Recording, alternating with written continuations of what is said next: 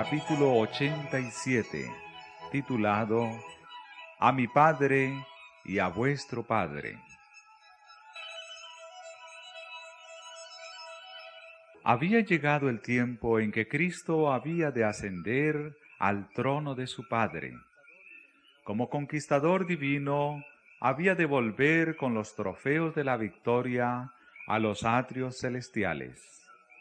Antes de su muerte, había declarado a su Padre: «He acabado la obra que me diste que hiciese». Después de su resurrección, se demoró por un tiempo en la tierra, a fin de que sus discípulos pudiesen familiarizarse con él en su cuerpo resucitado y glorioso. Ahora estaba listo para la despedida. Había demostrado el hecho de que era un Salvador vivo.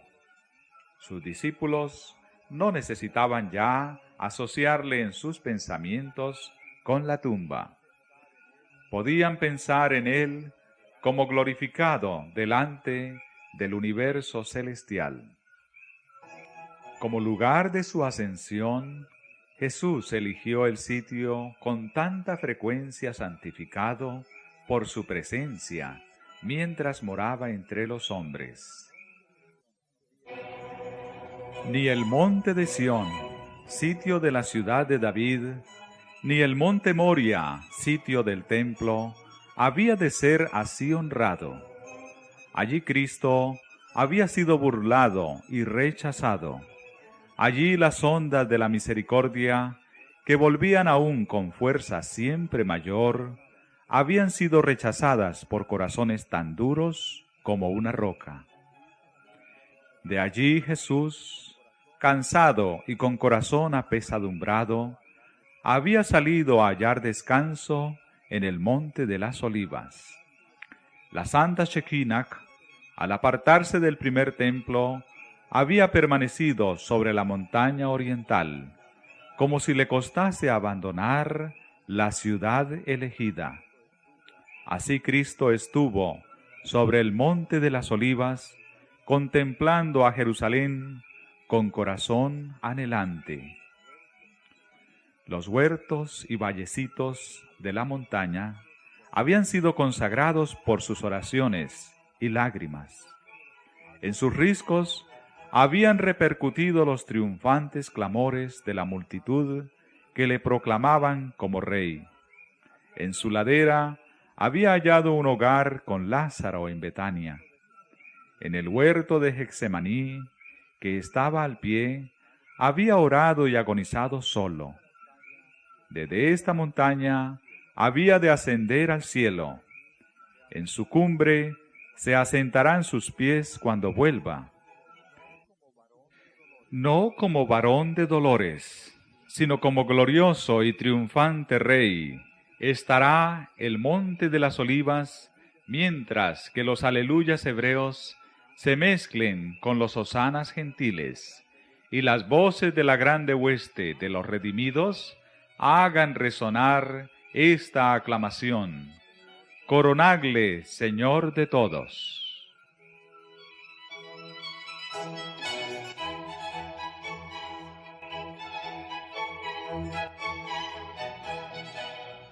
Ahora, con los 11 discípulos, Jesús se dirigió a la montaña. Mientras pasaban por la puerta de Jerusalén, muchos ojos se fijaron, admirados en este pequeño grupo conducido por uno que unas semanas antes había sido condenado y crucificado por los príncipes. Los discípulos no sabían que era su última entrevista con su maestro. Jesús dedicó el tiempo a conversar con ellos, repitiendo sus instrucciones anteriores. Al acercarse a Getsemaní, se detuvo, a fin de que pudiesen recordar las lecciones que les había dado la noche de su gran agonía.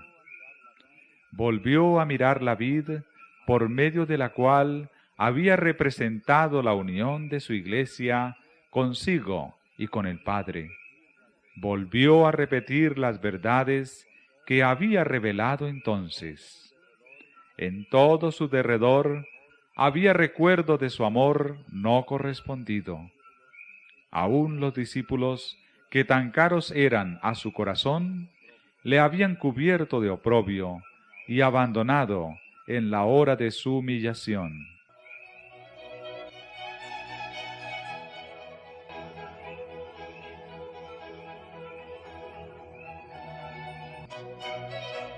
Cristo había estado en el mundo durante 33 años. Había soportado sus escarnios, insultos y burlas. Había sido rechazado y crucificado. Ahora, cuando estaba por ascender al trono de su gloria, mientras pasaba revista a la ingratitud del pueblo que había venido a salvar, ¿no les retirará su simpatía y amor? ¿No se concentrarán sus afectos en aquel reino donde se le aprecia y donde los ángeles sin pecado esperan para cumplir sus órdenes? No. Su promesa a los amados a quienes deja en la tierra es: yo estoy con vosotros todos los días, hasta el fin del mundo. Al llegar al monte de las Olivas, Jesús condujo al grupo a través de la cumbre, hasta llegar cerca de Betania. Allí se detuvo y los discípulos le rodearon. Rayos de luz parecían irradiar de su semblante mientras los miraba con amor. No los reprendió por sus faltas y fracasos. Las últimas palabras que oyeron de los labios del Señor fueron palabras de la más profunda ternura. Con las manos extendidas para bendecirlos, como si quisiera asegurarles su cuidado protector, ascendió lentamente de entre ellos, atraído hacia el cielo por un poder más fuerte que cualquier atracción terrenal. Y mientras él subía, los discípulos, llenos de reverente asombro y esforzando la vista, miraban para alcanzar la última vislumbre de su Salvador que ascendía.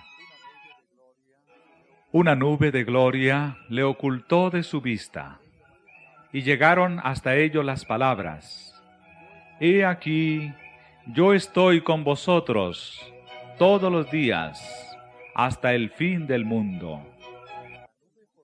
Mientras la nube formada por un carro de ángeles le recibía, al mismo tiempo flotaban hasta ellos los más dulces y gozosos acordes del coro celestial.